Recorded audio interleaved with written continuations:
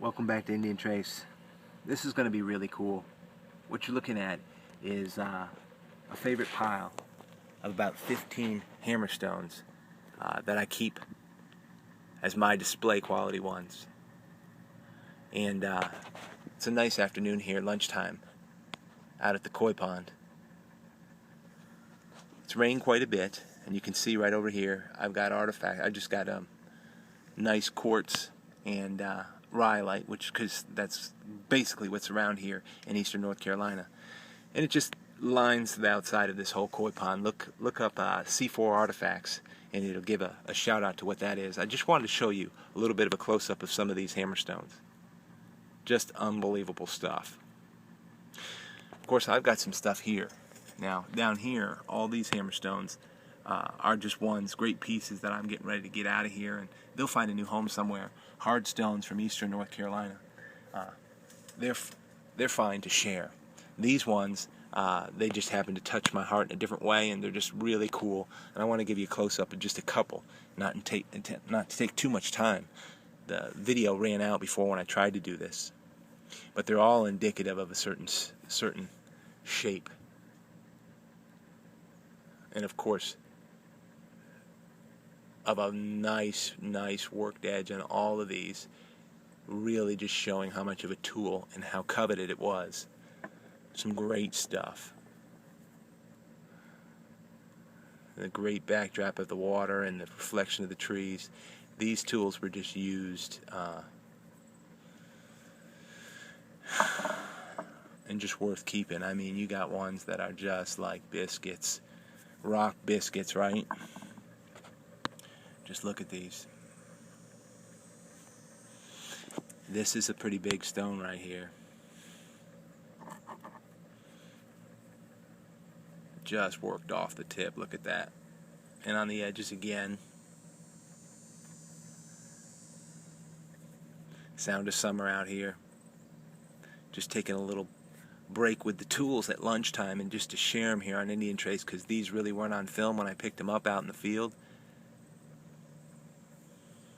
Just to give you an idea that these are repeated things out there for those of you who are fairly new at collecting or what have you, and those of you who have been collecting a while. I think Brooksy was the last one who made a video, and it was really just holding the hammerstone, talking about how important it was and how much of a big-time tool it was compared to many of the points that he found. And that's true when you find one of these. This is major. This could have produced 100, 200, 300 arrowheads. It's just unbelievable how much of a multi-tool it is and how worked these were and how long it took. This is a nice piece right here. Real nice piece. And this I found just this week, which is a smoky quartz hammerstone. Really great piece. And I was real happy to find it. I don't find hammerstones like these that often. These 15 I've decided to keep after 3-4 years of collecting, and they sort of have to have a couple qualities that I really like in order to keep. I mean, this thing right here. This is a cool little hammerstone right here. Just has the workmanship. And how I can tell how much they kept it and how much they used it. If you could only hold it, you'd feel the weight. But maybe here in a close-up, you'll be able to see some of these things just as I handle them and be able to appreciate these kind of tools. Because it's on and on and on, and it's so repetitive that it gets to be really cool, because you're like, okay, I see what's going on out there. But for every one of these hammerstones, I mean, you're talking about multiplied hundreds of stone points that they help make, and things for their lives that was so important. Look at this hammerstone right here. I know it's natural light out here. I hope it's really picking up all this stuff, because if it is, I mean, it's just great light out here, because I'm in the shade here on this side of the house. This is a great point right here. Excuse me. A great hammerstone. Look at this work. This is a different material here, and there's a lot of times there's like crescent-shaped impact fractures on the top of these stones with slight indentations, and I know it's not nutting stones. These are all pretty straightforward hammer stones and multi-purpose stones, but definitely hammering along these edges, and just, you know, like a multi-tool that was coveted by them and I'm sure used. I really appreciate just the kickstart that Brooksy gave on one of his last videos, and I hope he's okay, because I know a lot of us don't hear from him that often.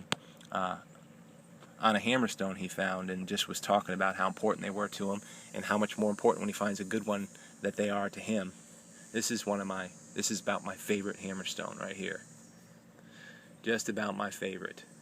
Look at this guy. Quartz.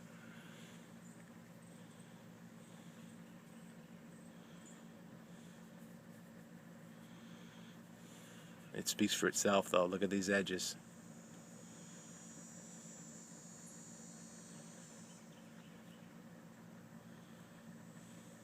Just a thing of beauty. A tool. It's amazing how these stayed with them in their toolbox, and the life they use with these things. When you find more of them, they speak to you a little differently than the arrowheads and points. Just amazing piece right here, though. Keep all these out here for safe keeping. And there's some small ones, you know, very small hammerstones, just completely worked off the ends, which are pretty cool. And some original shape ones that are just used and work so much. Of course, there's the only axe I've ever found out here. It's a little beat up, but definitely you can't leave that out there. And a skinning blade, if you're wondering what this is. I'm pretty sure, just looking it over and feeling where they on purpose didn't work it and how it just fits in the human hand. I mean, you could take the skin off a deer with this thing and separate it pretty quickly, and they had to skin some animals, that's for sure. And I believe they had skinning blades, but just the shape of this thing seems to be perfect for it. Just as a blade, they didn't even need a handle. It would have worked absolutely perfect. Anyway, not taking too long here. Just wanted to show you some of the stuff I have out here for hammerstones, and just think it's real perfect. Thanks for tuning in to Indian Trace.